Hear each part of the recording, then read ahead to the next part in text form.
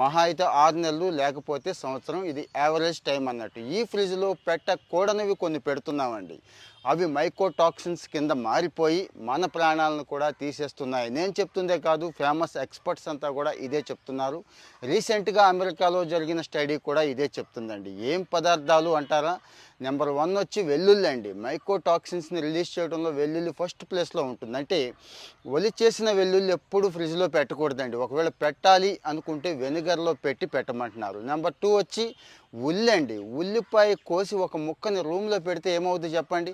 ఆ రూమ్లో ఉన్నటువంటి బ్యాడ్ స్మెల్ మొత్తం అది లాగేస్తూ ఉంటుంది కదా. మరి అదే కోసిన ఉల్లిపాయని ఫ్రిడ్జ్లో పెడితే ఫ్రిడ్జ్లో ఎన్ని దరిద్రాలు ఉంటాయో మీకు తెలుసు కదా. మనమే స్టోర్ చేసి ఉంచుతాం. వాటన్నిటినీ కూడా ఈ ఉల్లి లాగేస్తూ ఉంటుంది అన్నట్టు. వెల్లుల్లి లేకుండా మన ఫుడ్ ఎప్పుడైనా ఉంటుందా?